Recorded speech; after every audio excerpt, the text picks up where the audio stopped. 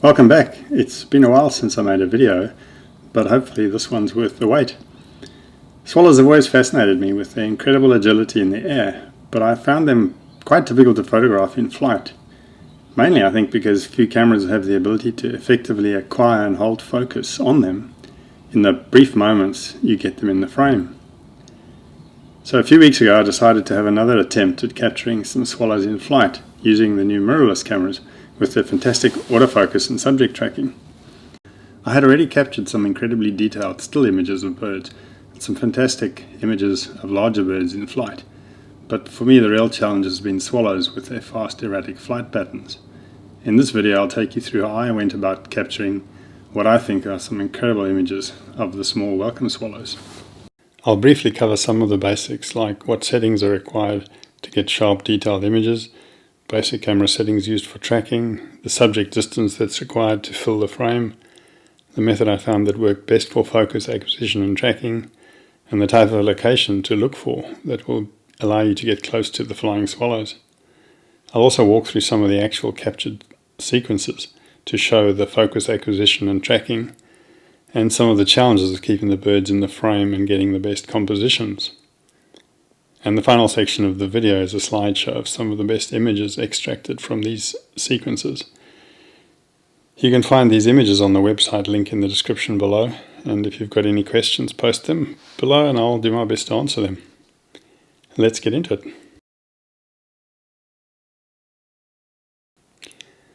For this outing I was using the Sony Alpha 1, the Sony Alpha 9, the FE 100 to 400 GM, the FE 200 to 600G, and the 1.4 Teleconverter. The typical camera settings I was using were with shutter speed of between 1/3200th and 1/8000th of a second, aperture between f5.6 to f8, and then the ISO between 2000 and 6400. So my objective was to capture the incredible detail that I'm seeing in my still images with birds in flight, without the harsh highlights and dark shadows that typically I see in images of swallows in flight, presumably because they're shot in bright sunlight in order to get a high enough shutter speed. I didn't want any distractions in the background, so nice clean smooth bokeh, and with tack sharp focus on the eyes. So to do this, I really need to maximize the number of pixels on the bird. For an A1 image, typically I'd be aiming for 5000 by 3000 pixels. For an A9 image, get away with a bit less, 4500 by 2800 pixels. And to do this, you've really got to have a subject distance of between 1 to 4 meters with these small birds, and you can test it out yourself on a life-sized model of the subject. So you really got to find a location where this is consistently achievable. We're going to need fast shutter speeds, and typically 1/8000th delivers incredibly sharp images with very little motion blur. 1/3200th, you get lucky sometimes. We'll need to use high ISOs, and typically between 2000 and all the way up to 12800. The aperture we typically use between f8 and f5.6 in order to make sure we're getting enough light in to properly expose the images, and we'll need to post-process the files to adjust exposure and to remove some of the noise.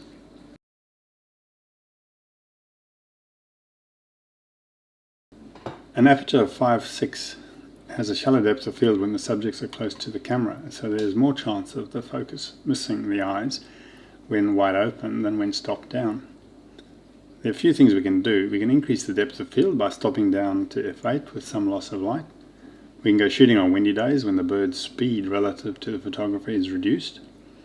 And we can move back from the bird's flight path to reduce the rate of change in the focal distance with the bird flying perpendicular to the lens. However, the tracking speed increases, making keeping the bird in the frame more difficult when we do this. Shooting in bright conditions mean we can use higher shutter speeds. However, bright conditions often result in blown highlights and dark shadows in the captured images, and we want to avoid all those for the best image quality. Too little light, on the other hand, means high noise and loss of detail in the final images. Autofocus performance may also suffer with the result that fewer images will be in sharp focus. The best lighting conditions I find are on winter days when the sun is weaker and in the early morning and evening. Days when there is high fog that disperses the direct sunlight also work extremely well, if you want images with no shadow. When shooting in winter, it may be necessary to wait for at least an hour after sunrise to get sufficient light for photographing swallows in flight. They're not usually terribly active that early in the morning anyway. Swallows can cope with very strong wind, and for photographing them in flight, the stronger the wind, the better, since it will reduce their speed relative to objects on the ground, which makes focus acquisition and tracking that much easier. They will also use the lift created by wind blowing onto the banks alongside water to propel them, and if they are hatching insects, they will glide to and fro along the banks, scanning the water surface for insects. So look out for locations where you might find them doing this. So the main camera settings I use are for focus area, wide or tracking, expand flexible spot, or tracking spot large, depending on whether it's A9 or the A1. I use the back autofocus on button configured with wide and the back AEL button configured with tracking. Now I use obviously autofocus continuous and high or H++ shooting mode for the A1. And with the lens, generally it's mode 1 or mode 2. I'm not really sure that it matters. I've not noticed any difference in performance when changing these. Typically I prioritize the shooting settings with shutter speed first, and then aperture, and then ISO. So I'll first set the highest shutter speed I can. Then I'll, if I have to, go wide open with aperture, and then adjust the ISO up to 6400 or possibly higher. The basic technique I use for capturing the images is to position myself on the flight path of the birds. I'll pre-focus at a point 15 to 20 meters away, and I'll wait for a bird to fly into the focus plane and then press the back focus button. I'll track the bird in the frame until it's about 5 meters away, and then I'll press the shutter button until I lose the bird. This is a diagram showing the location that I was using. You can see I'm positioned about 25 to 30 meters from the far bank, which formed the background for most of the images, and I'm shooting at an angle slightly away from the bank, and the birds are flying into the wind coming towards me.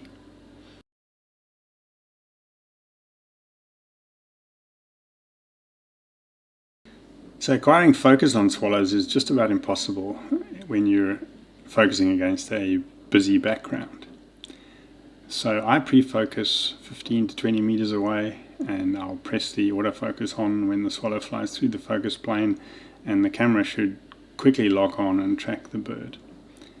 Because the background is far away, the camera shouldn't have any trouble tracking the bird once it's acquired focus. Both wide and tracking focus modes work well and have no trouble tracking the birds. However, there's some differences with focus acquisition worth mentioning. Tracking mode requires you to place the tracking box on the bird when you press the focus button, which can be difficult. If you miss, you have to start all over again, as the camera will invariably have jumped to the background. Wide mode is much easier to use, as long as there's only a single bird in the focus plane. If there is more than one, then you're at the mercy of the camera's decision making. More often than not, I find the camera focuses on the furthest bird, with birds nearby sometimes affecting the subsequent images when they get in the way. A couple of tips. Track in front of the bird. So birds tend to end up toward the front of the frame, and good composition for the final image is then quite difficult. So place yourself in a position facing the end of the panning tracking motion and then twist toward the side where you're going to acquire focus. This way you have more control at the critical part of the capture sequence, which is the end when the birds are close to you. Lightly overcast days are ideal for capturing images without harsh shadows, and use high shutter speed of 1/6400 and ISO 2000 and wide open aperture, and then use a raw editor to recover shadows. I use DxO Photolab, which does a great job. Okay, so let's have a quick look at some video clips from the actual location. Now watch the swallows carefully and look out for the slow motion sections where the bird dips to pick up an insect. It's virtually impossible to track them doing this when they are big in the frame. I did manage to get a couple of poor compositions, which I show at the end of the clips. Perhaps next time I'll focus on capturing images of the birds picking up the insects. So this is a view from looking down the bank as the birds fly towards me. It's typically higher up than I would be when shooting images. So here you can see the birds gliding in the wind and scanning the water for insects. And then here I am just above the surface of the water and the birds are flying straight towards the camera. So let's have a look at some of these slow motion sections. Now watch the bird fly down and pick up the insect, and watch carefully. It's difficult to see, but it shakes its head. I'll replay that in a second. So this is now half speed, and as you can see, even at half speed they still move incredibly fast, and it's down, picked it up.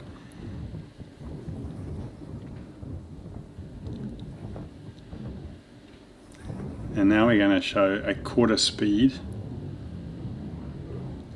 Now let's watch that bird again, and I'll freeze the frame as it shakes its head to get rid of the water. So that's what I'm going to try and capture next time I go out.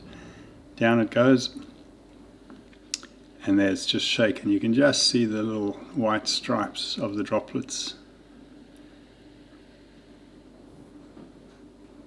And another frame, there are droplets a bit further out.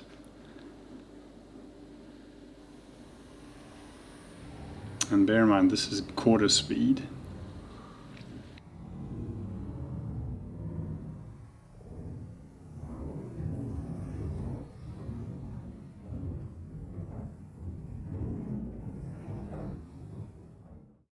Here are a few images from the insect pickup sequence that I managed to capture. The first three are the bird suddenly diving, and that takes place in 0.1 seconds.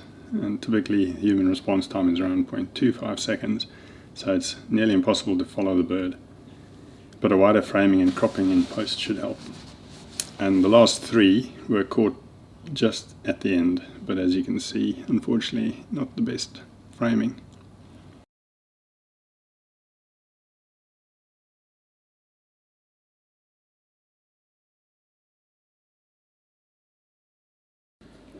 And one final tip is to add a bit of eye detail by adding an exposure layer in your photo editing software and increase the exposure by approximately 1 stop, and then create a selection around the eye and turn that into a mask, and then blend the edges of the mask so that you can't see the edges. Other settings people ask about is the autofocus priority. I just have that set to autofocus, so images don't get taken unless the camera thinks it has acquired focus. Tracking sensitivity is set to 3, which is standard, the default the camera comes with.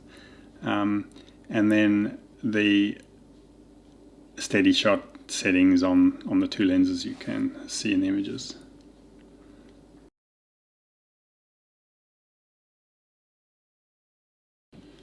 Some of these statistics from the shoot over 3 days: about 13 64 gig SD cards and 3 80 gig CFA Express Type A cards, around about 16,000 images, which is equal to about 9 minutes of actual shutter down time, and that turned into about 800 gigabytes of storage and culled that eventually down to about 400 images. Other gear I use is the MacBook Air M1 with 16 gig of RAM and 1 terabyte of storage, and probably really need 2 terabytes of storage. I use the OWC Thunderbolt 4 cable that I found to be really fast transferring images. I use a battery pack and a 2 terabyte SSD in the field, and a car USB-C charger, and the DxO Photolab software. Just a few comments on how I manage images when I'm in the field. I transfer them to the laptop in the field, so I don't have to do any card swapping. I create a numbered folder for each of the cards, and it takes around about 2 minutes to copy a 64 gig card, as long as you've got the right cable. I copy the images to an external SSD drive immediately after they've been copied to the laptop, and then I'll delete the cards in the camera and be ready for the next session. And similarly with batteries, I don't like carrying lots of batteries around, so I just have one, and I use a battery pack, and I'll plug it in immediately that I'm not shooting, and I'll charge the battery pack in the car with the USB-C car charger. Okay, let's take a look at some of the actual capture sequences.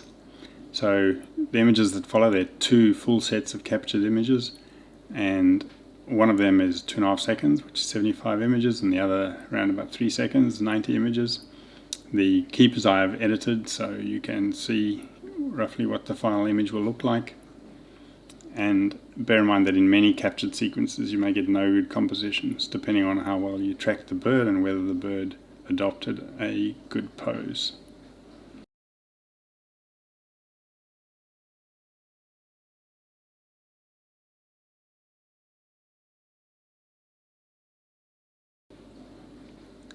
Right, so you can see in the start of that sequence my acquisition was not great, and in fact this is a good example of where I used wide and the camera picked up the bird at the back. So this is 5 or 6 meters away and the bird is flying towards me, and it'll slowly get larger and larger in the frame, and it'll become more and more difficult to keep track of the bird. And we've just caught the bird looking at the camera now.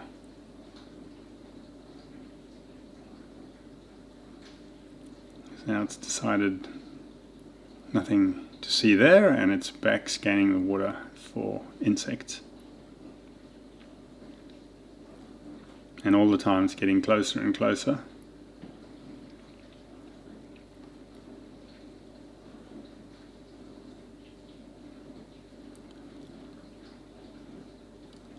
Oh, and I just managed to lose it. So this is now the second sequence, and again you can see the bird's fair way off, and I've managed to acquire focus, and hopefully it'll come towards me.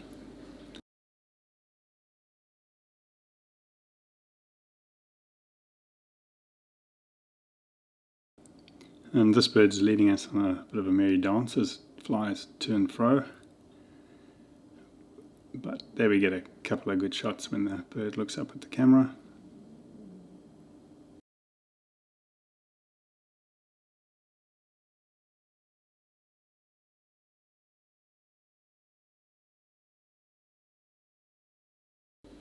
Slightly difficult framing there. Now it's back looking for insects again, and it's pretty close, so it's a bit tricky to keep it in the frame. And now we've lost focus. Oh, not sure what happened, but and there we managed to somehow pick the bird up again, and yeah, we've got a great picture, and that's the nictitating membrane showing over the eyes. It's not out of focus. And a couple more slightly difficult framings.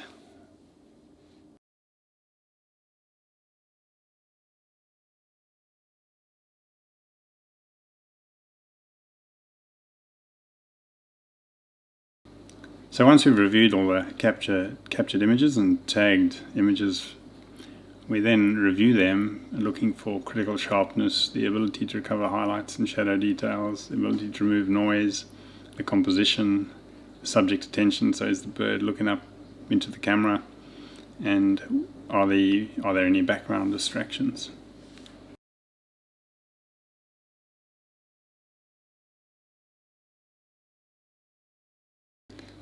And that's it for the tips and technique. And the remainder of the video is a slideshow of the captured images and the action sequences. There are no more tips, so if that's all you were interested in, thanks for watching. The full resolution images can be found on the website blog for 30th of the 7th, 2021 at the link shown below. Images in the slideshow are displayed in the capture order to illustrate any focus acquisition or loss and subject position in the frame. Images are also cropped, however some crops are limited by subject position in the frame, and edits are really limited to cropping, increase exposure in shadows and eyes, and increase saturation and noise reduction using DxO Photolab 4. Well, I hope you find that useful. Enjoy the slideshow, but don't forget the full resolution images are available on the website, and it's best to view these original images on a 4K or 5K display. Until next time then.